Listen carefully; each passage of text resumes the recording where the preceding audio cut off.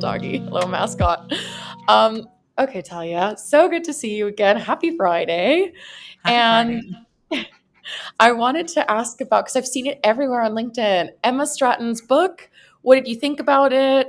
I've seen a lot from like different people in CI. There's like a chapter on competitive positioning, is it? I don't know. I haven't read it. Yeah, make it punchy. There she is.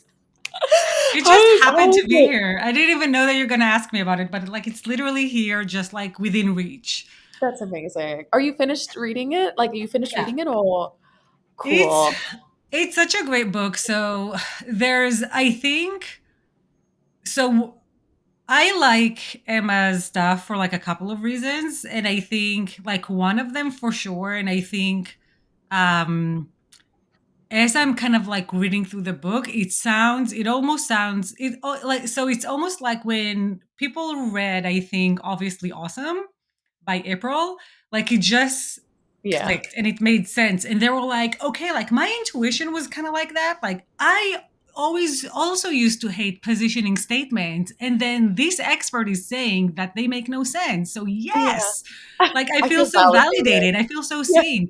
And I think this is the same with Emma's book because she's kind of like outlined her process. And I'm Amazing. thinking this is so similar to the process that kind of I landed on when I was even like before I started my business, like before like I started to do it with clients, even when I was in house, I kind of followed a very similar logic.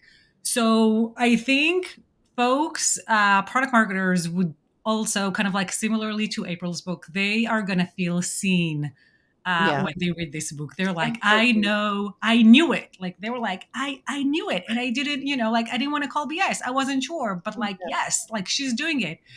Um, and I think another thing about it that's really interesting. I know like there's this whole, I think like in the product marketing community specifically, this whole thing about do you lead with features or do you lead with benefits or do you lead with capabilities or do you lead with outcomes? And I feel like we've kind of seen like the pendulum like swings. Maybe yeah, like like in the last years, it was kind of like very leaning heavily towards lead with outcomes. So, and now like all SaaS companies sound the same because they all tell you they're going to help you increase revenue and you have no idea what they even do. So, like, we kind of Yeah. abuse that.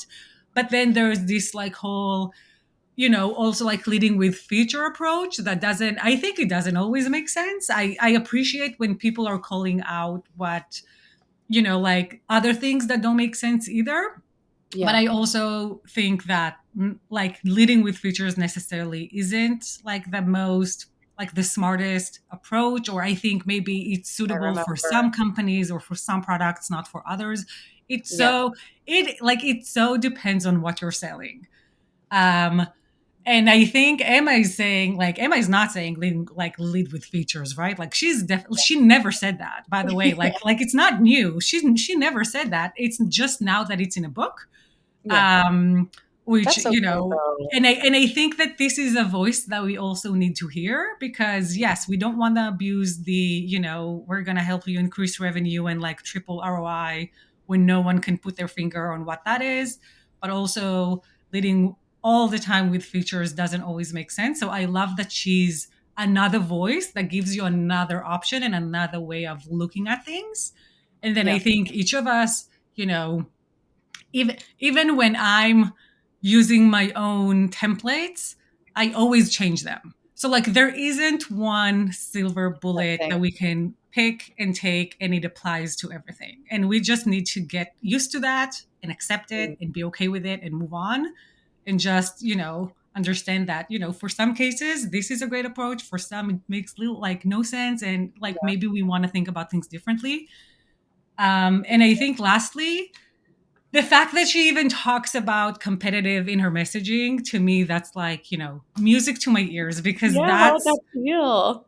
that's I mean that's what I feel like that's what I've been like trying to like that's like been like my drum for the last I don't know how many No. months. I'm like, you Yeah. can't just use competitive just for palette cards. I'm sorry, but like no, you have like See. there is so much more um than like in competitive information that you can use, that you should use, not like just Ken, that you absolutely should be using in your strategy. And that's your positioning. And the messaging is just kind of like how you're implementing that strategy, right? Like it comes after the positioning. And competitive is absolutely a part of that. So I love that she's using that. I'm like, yes, finally, thank you. This is like I don't know. I just read the book and I just felt so validated, you know?